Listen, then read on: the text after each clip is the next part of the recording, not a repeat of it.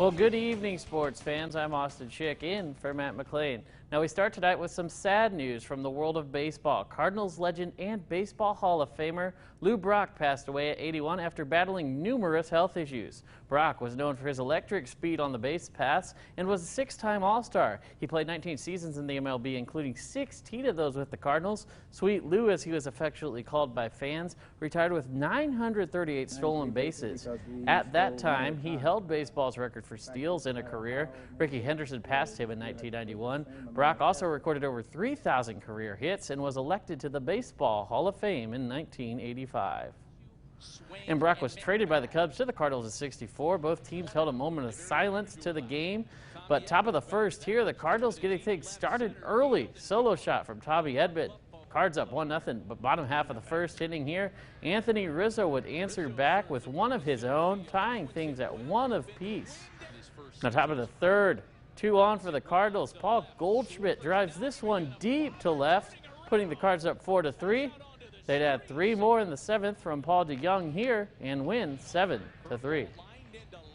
And the first place White Sox looking for a clean sweep against the Royals. Top of the third here, Yasmani Grandal, RBI base hit, scoring Yolmer Sanchez. Puts them up 1-0. Top of the 7th now.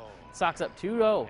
And Edwin Encarnacion, 3-run shot to left center, gives Chicago a 5-0 lead. And in the top of the 8th, the Shy Sox up by 5 runs now. This is Eloy Jimenez adding 1 more with this RBI double. Gerard Dyson, former Royal, scoring from first. Shy Sox win by 8-2. And the Chicago Bears getting ready to kick off their season. The Bears at practice today putting their game plan together for the Detroit Lions. Earlier this week, Mitch Trubisky was announced the starting QB over former Super Bowl MVP Nick Foles. The focus this week is coming away with a Week 1 win. As we said this whole time, this was going to be a fair battle. And for both of these guys, we're going to roll the ball out and let them play. It was a good battle the whole time. I can't say enough about how Nick handled the whole thing, how I handled the whole thing. It was a tough situation to be in, but I think we helped each other and we pushed each other every day. Our focus right now is beating the Detroit Lions and getting him ready and, just staying, like I always say, staying in the moment right now. Just focusing on how can we help him. And, also for myself, I'll be a part of all this prep and I'll be preparing myself. So I'm ready to roll as well. That's part of, playing quarterback. Annual Kentucky Derby taking place last night despite COVID-19, and a surprise winner came out on top. Now, no fans at this year's event due to that virus, but fans encouraged to celebrate from home, and they're off.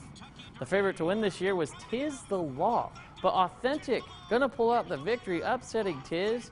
The odds on Authentic were 8-1, and that horse's trainer has trained the last 2 Triple Crown winners, and this year's event took place later in the year due to the pandemic.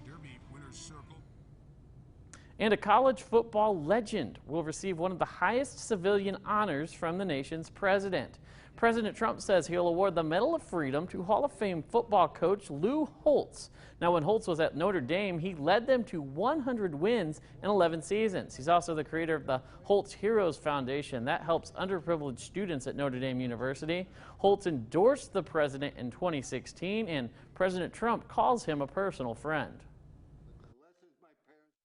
I want to thank another man for being here today. There's a man that's an incredible leader, Lou Holtz. I've known him for a long time. He's been a friend of mine, and I think I've received letters from every football coach almost in the nation. Now, that's a little exaggeration, but some of the greats. Nick Saban wrote a letter, Coach O, and Coach O is central casting. I said, we're going to have to put him in a movie, right, as a football coach. He'd really be good playing a football coach like you. And Urban Meyer wrote a beautiful letter, and so many of the other great legendary coaches, not only coaches, though, people in sports and people in life, and even great political people recommending Lou for the Presidential Medal of Freedom.